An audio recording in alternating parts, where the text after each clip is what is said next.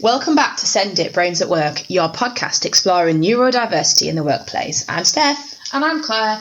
So today we're looking at masking, what it is, what it can look like, and what we can do to support people. But before we get into that, we wanted to say a big thank you to everyone who's listened and shared our podcast and have left a review. Yeah, thank you. It has been amazing and really, really good to read. So Gina gave us a 5-star review and said, amazing. So happy that something so important is now being discussed. A refreshing listen from people who actually live this experience, and it resonates so much. And that was amazing to hear. So thank you, Gina. We will keep trying our best to keep talking. And Danny, great podcast. You are absolute naturals. Maybe not naturals yet, but hopefully we are going to get there. Yeah. But this podcast is for you. So if there is a topic or an idea you want to look into, get in contact with us, please.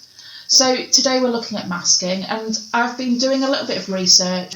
When we talk about masking, we mean the effort that neurodivergent people make to hide or suppress how their brain naturally works in order to fit in. Yeah. So I'll be honest, when I started looking at this segment and I started to look into something for our Neurospicy News, I found a Commons debate instead, which was all about neurodiversity in the workplace. So this happened late last year. A lot of it landed around masking, and I kept thinking, this is exactly what people describe to us every day. Yeah, same. What struck me was how clearly they talked about masking as effort, not just a behaviour, but a constant effort. So people changing how they talk, how they sit, how they react, just to get through the working day. And obviously the more we read, the more we found it resonated with us.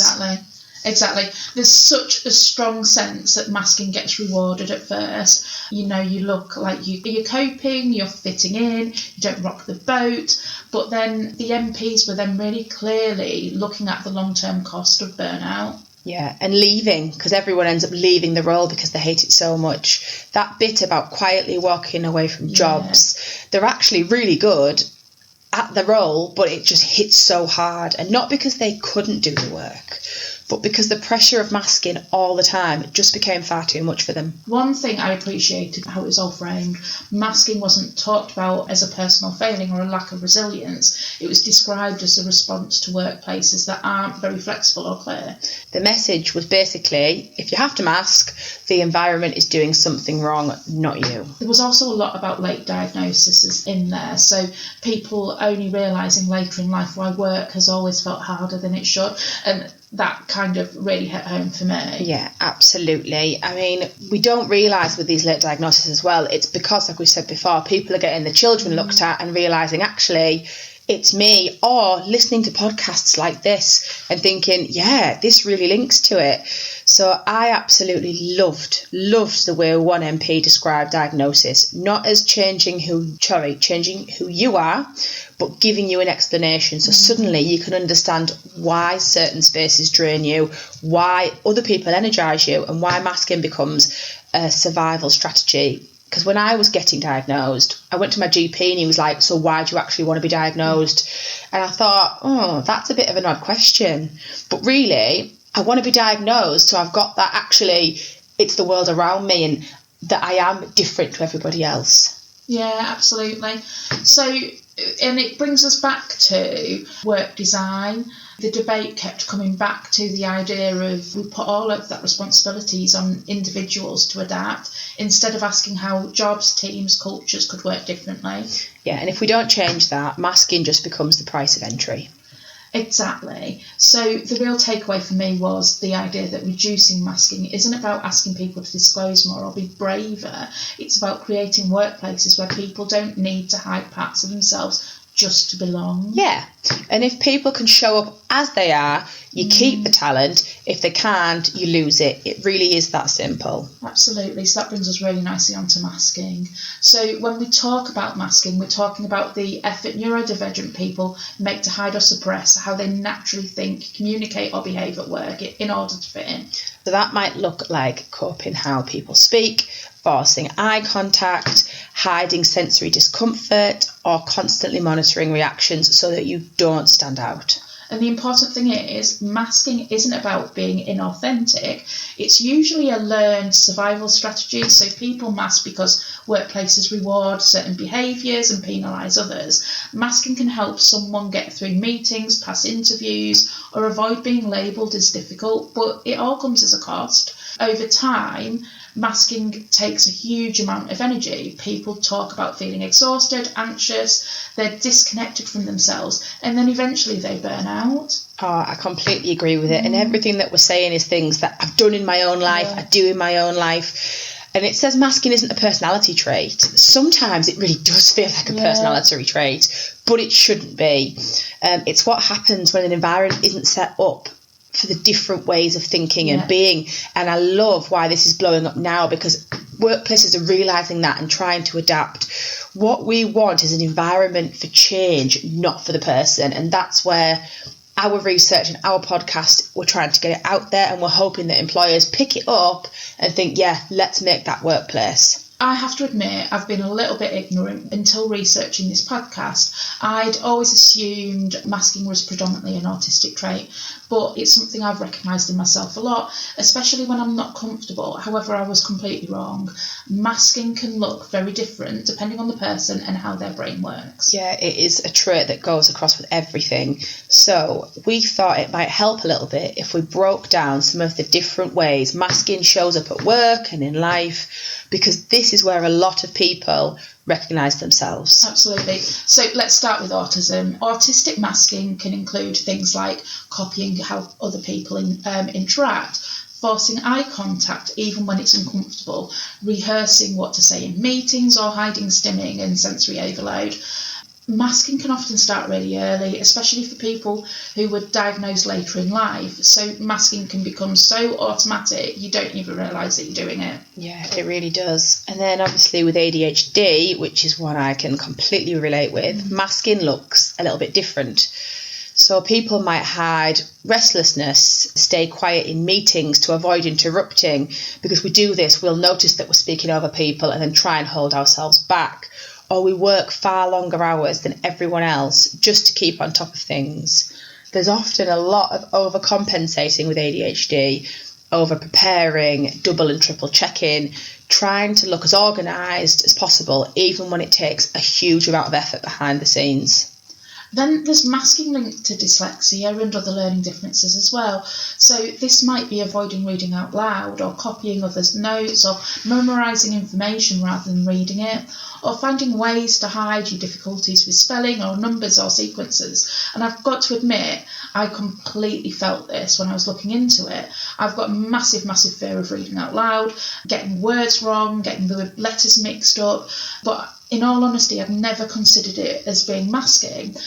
It completely stems from school, but that's probably a topic to unpack elsewhere and not this podcast. Yeah. But I think as well with that one, I think a lot of people have that fear of reading out loud. I don't even read full words. I read the first letter and the last letter, and I make up words so many times. But and masking is often completely invisible. So people assume you've got that competence or that confidence without realising how much energy it actually takes and how exhausting it is on your own mental health. So for people with dyspraxia, for example, masking can involve avoiding practical tasks, apologising a lot. It might be really tightly controlling movement or speech to avoid mistakes. Yeah, it's less about fitting in socially and more about avoiding that embarrassment or that judgment, which I think comes back to the RSD. Yeah, and then there are some people with Tourette's or tic disorders that mask by suppressing the tics at work or suppressing a form of mask. So suppression is a form of masking too, and it can be physically and mentally exhausting. The important thing in all of this is that masking isn't limited to one diagnosis. It isn't a personality trait. It's a response to environments where differences, it just doesn't feel safe. Yeah. So really the question isn't who masks, it's what makes people feel that they have to. Yeah, because when workplaces expect one way of thinking, behaving or communicating, masking becomes the price of belonging. So we're talking about masking. What are your experience of it? So for me, I do it all the time. It's something I've spent a lot of time unpacking and understanding. I recognise I do it when I'm uncomfortable. If I'm going in a situation that I haven't been before and I don't know what to expect, or if I'm in a situation and I don't know anybody. A really good example of this is going to networking events, especially when I'm by myself. Yeah. I've got practiced phrases that I'll say. I have practiced conversation topics that I'll talk about. I don't dress like myself either, so I almost adopt this networking persona. I also have, and now I'm going to say it out loud, it's really weird, but I have a list of personality traits that I pull on in situations where I don't feel confident.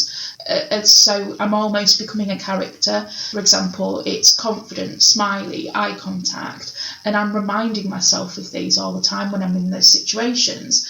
They're all things that I think are expected of me in those situations, and I know when I needed to be in the office, for example, a lot. I was really aware of my communication, what I was wearing. It got to the point that actually I didn't recognise myself anymore, and it's been really exhausting, like playing a character. Yeah. So how about you?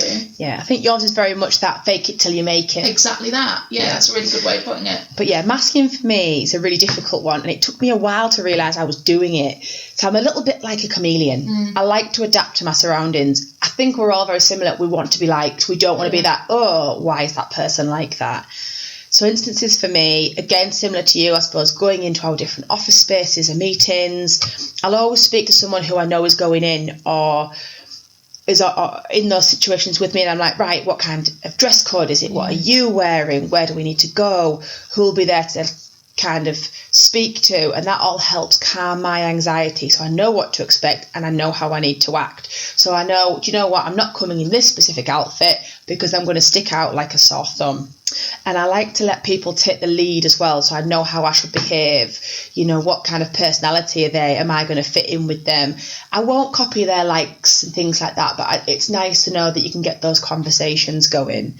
I feel I'm a little bit of an introvert extrovert. So yes, I know I'm really loud. I know I'm very, very chatty, but actually it's a forced act. I am extremely shy and I have to force these behaviours. So quite often I don't like saying hi to people until they've said hi to me. Yeah. And I think then it looks like if I don't say hi and they don't say hi, actually am I rude? And then again, it all comes back to this RSD, doesn't it? Yeah. Do you find that you overthink those situations then? Absolutely. And I kind of try and imagine them before they happen. Like you have your conversations. I'm like, what kind of situations am I going to be in? Let's plan it out. I think I also think about my behaviour a lot because I move a lot. So you've seen me do this a lot of times. I'll try and take myself out of situations like long meetings or sitting around too long to have a movement break, to have a bit of a wiggle, just so I know that I'm going to start to fidget or I'll start stimming or it'll make me feel really self-conscious. And then I know when I start talking to somebody, if I've been quiet for so long, I will literally word vomit everything out of me. So I think you see me on my lunch breaks as well. When all that energy builds up, it's just like a flood release, isn't it? Yeah. And after days when I have masked all day, I feel physically drained after it's used all that energy to act as what is perceived as normal. And I feel like this is becoming a life choice now. I'm trying to move away from roles that haven't fit me properly, and I've dropped friendship groups where I know that I just don't fit in as what as they perceive more normal. I don't want that to be me anymore. I want to be me. I don't want to have fake friends or be the fake friend or be that person at work. You know, I want my own little groups that fit, and I think this is what we're trying to push that message of. Exactly. I mean, I still recognise that masking is still a work in progress for me, and I imagine that this is a topic that we'll probably come back to as well and revisit. I recognise that I do it. I still haven't found that magic wand, if that makes sense, that makes me feel comfortable, that I can just stop it completely. But the biggest, most positive impact for me, it has definitely been remote and flexible working. I don't know about you, if that makes sense, and whether that's had an impact, because you can almost, you can do whatever you need to do with people, but you can move away, can't you? And you're in your home environment, and it's a safe environment. Yeah, I suppose if we were doing what we do in our role now, if it was face-to-face constantly, you would be exhausted because there's no break. But as we work remote, you hang up that call, take a deep breath, and then, right, I've got 5 minutes, movement break, quick drink, sort myself out, decompress a little bit. Yeah, absolutely. So let's look at our toolkit then. Oh, yes, let's. I love this ever-growing toolkit. And when we started making this, we were a little bit like, oh, is this going to be good? How do we feel about it? But actually, people are really enjoying it. And we're learning so much more about ourselves and supporting others with it. We need to say this clearly. Not everyone can unmask safely at work. And supporting people to mask more safely, it's not a failure, it's realistic. Yeah, absolutely. So some things that can help include being selective about where and when you mask. So rather than masking all the time, it might mean masking in high-risk situations, like a formal presentation, or letting your guard down in focus time, or with trusted colleagues. For me, as I've mentioned, working from home the majority of the time, this helps me massively in this area. Yeah, and I think we've just said it before, haven't we? Me and you will go for lunch, I'll have a movement break, I'll word vomit, and I think you have your trusted people in your environment, don't you? You have kind of your work group. You know who you can do it with and who you can have that space with. People who understand. And also the energy matters too. Masking uses a lot of energy, and burnout is something we're going to focus on as well, because we need to think, I don't want to mask all day, we need to plan that recovery time. After high masking moments can make a real difference. Like we've just said, once you hang up that remote call, take a couple of minutes, decompress. A lot of things that I do that help is for that quick decompress, go for a little walk, blast a song that you really enjoy on your phone or on your your devices. Yeah, it makes such a difference. And I know we've had this conversation before about when we've been coming back on train journeys home. Sometimes I'm all peopled out by the time we're on our journey back. I don't want to talk to anybody. I just want that quiet and not talk because I've got nothing left to give. But what I really appreciate is the fact it's not judgmental at all. I know that I can say to you, actually, I'm done now, and you're not going to take offence by that. I'm going to pick my book up, I just want to read quietly on my own. Exactly. Yeah, and I think we've done this before when you get on the train with other people and you're like, oh, actually my seat's all the way down there. You think, I don't want to go find a sit all to sit together. Yeah. But another great idea I think that we came up with was those neutral phrases that protects your needs without forcing the disclosure. Like saying, actually, I work better with written follow-ups, or I need time to process before responding, and hopefully that might support unmasking safely and a little bit more on your terms. Absolutely. So unmasking doesn't mean you've got to tell everyone everything. It can be tiny. So like stopping forced eye contact. I don't know whether I hate making eye contact with people, and I will do it, but sometimes it hurts. It's really strange. So other things like asking for clarity without apologising, choosing written communication, being honest about your energy limits. It's been mentioned to me before that I don't like making eye contact. I like glance at people and glance away. I find that easier, where some people like a really strong eye contact. It makes me feel really uncomfortable. It does for me, and I think it does a lot of people. But again, it's the build-up, isn't it? And I know we've said, haven't we, the stigma around everything. Once people know you've got these diagnoses, they're like, oh, actually, that's something around it. But for people, unmasking happens generally with just one trusted person, and then obviously for others it's about changing behaviour without giving an explanation. It is a build-up. It's not just a cold turkey. It's building it up and seeing how things go that way. Absolutely. So the key with this is unmasking is a choice. It should reduce pressure and not increase it.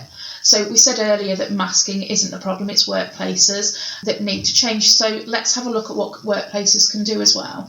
And if we're honest, this is where the real work sits. So people mask because the system makes them feel they have to. It's the different groups as well. You've got your older generation at work, kind of your middle generation, and then you've got your millennials and your is it alphas now? Something like that's coming through. So it's everyone as well that has the different viewpoints of the world, I think, which affects us a lot. Absolutely. So clear expectations really help.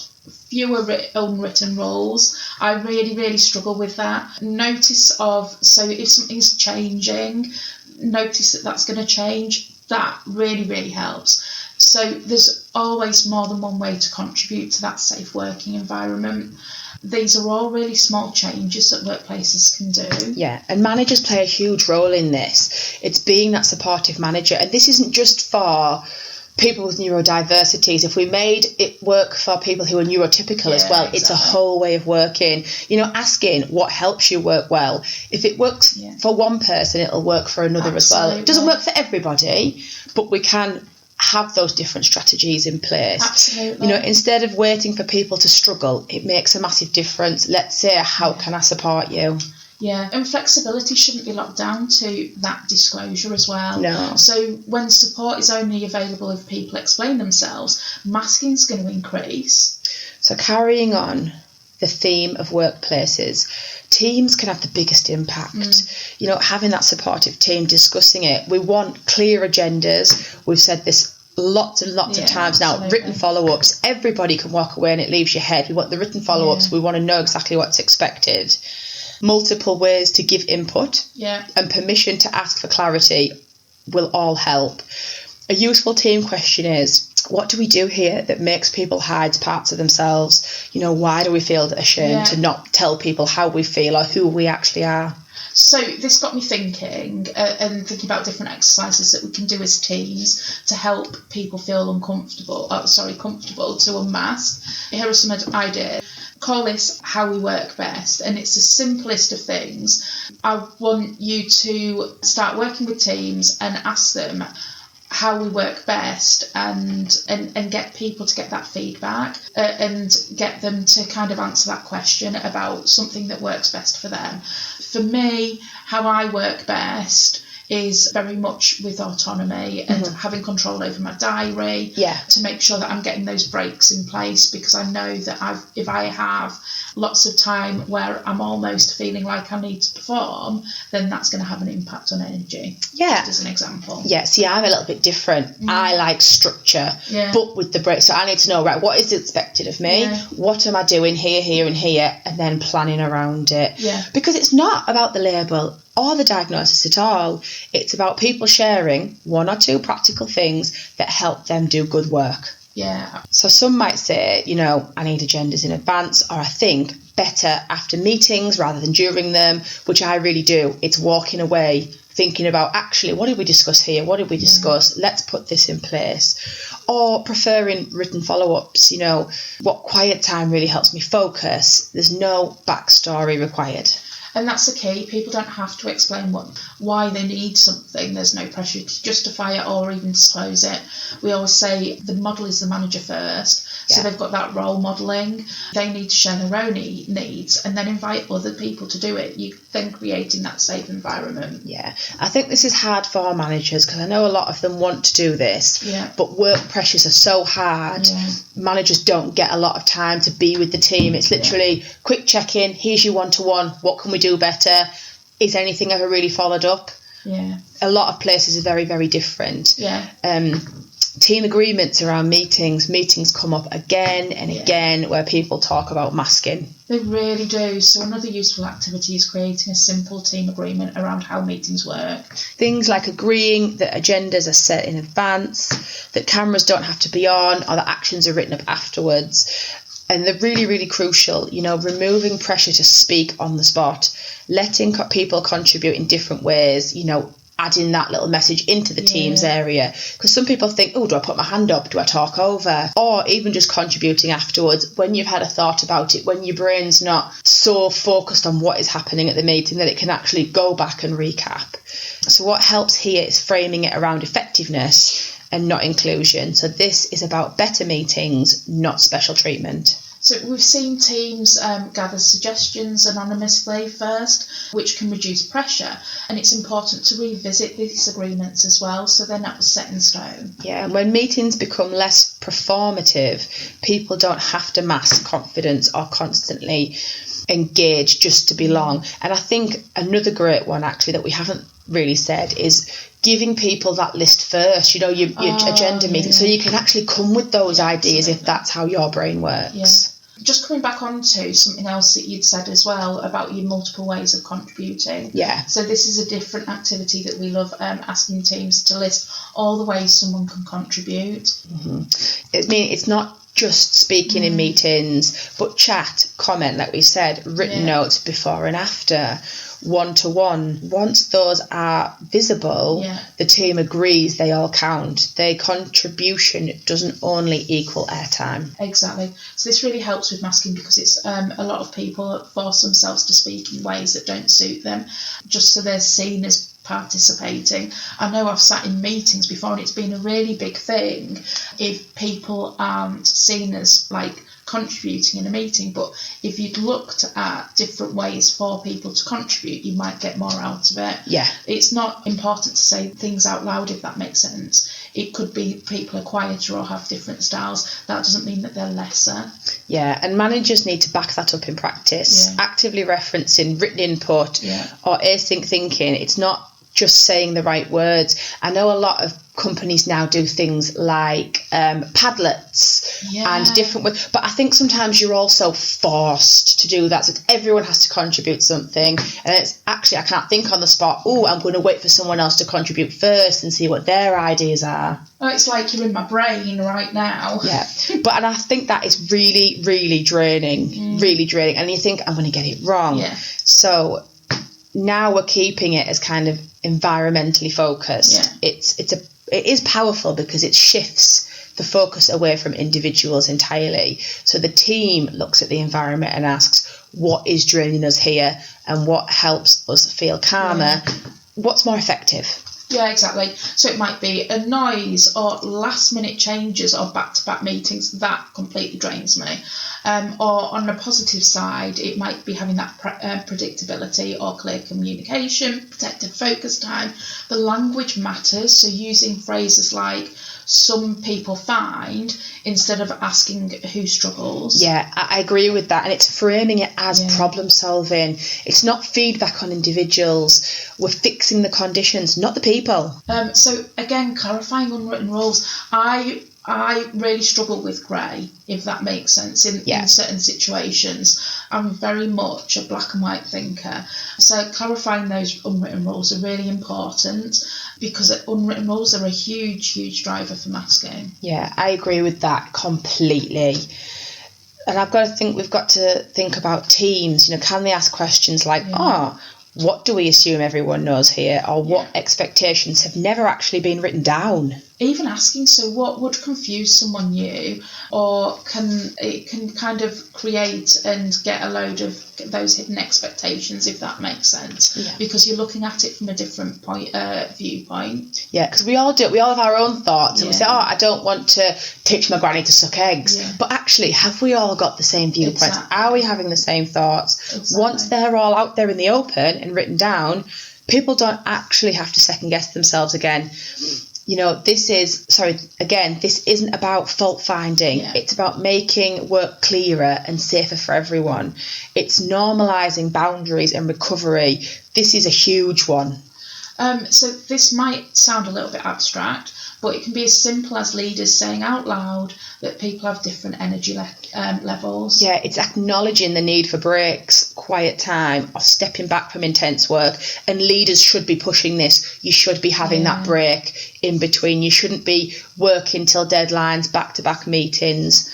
When leaders model this, people don't have to hide exhaustion or keep pushing until they burn out. Because how many people have the one-to-ones and you say to your manager, I'm exhausted, I don't feel like I'm doing very well, I've got a lot of spinning plates, and it's like, oh no, you're fine, you're doing a really good job.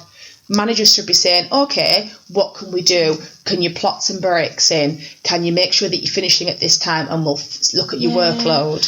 But it also means not praising overwork, even if that's done subtly. So boundaries need to be routine, not an exception. So finally, a reflection question. We often suggest ending with a single reflection question. Yeah. So this reflection question, what do we do in this team that might make someone feel they need to hide part of themselves? It's so simple but powerful, and it shifts responsibility from the individuals but to the team. Yeah, no one has to identify themselves. It's about awareness, not confession. And even when we were writing this question, it made me think a little bit guilty. Like, am I making someone hide part of themselves? What can I do to make sure people feel confidence? Yeah, absolutely. So we've looked at things that you should try and some things to avoid as well.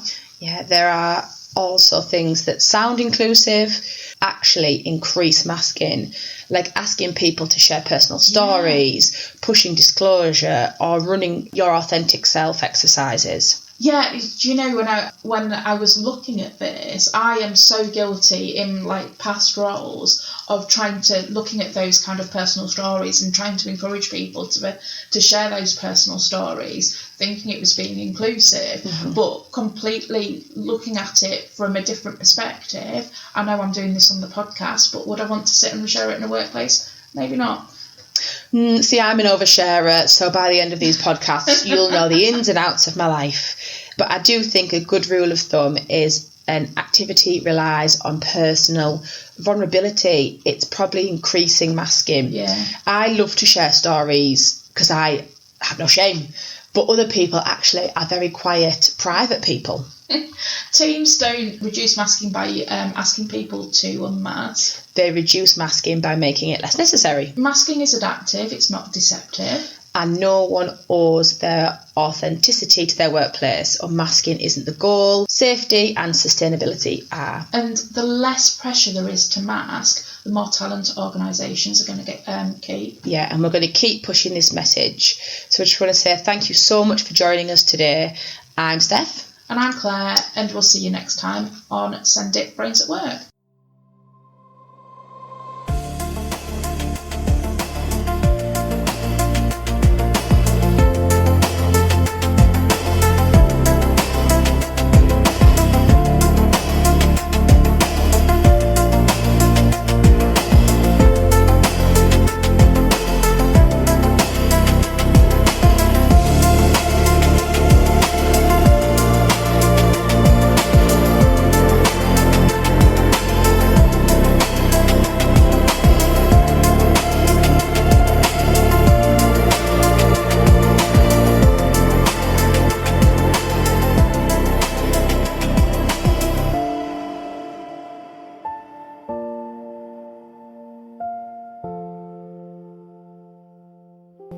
Podcast disclaimer. The views, thoughts and opinions expressed in this podcast belong solely to the hosts. We are not experts, specialists or professionals, and nothing we discuss should be taken as advice.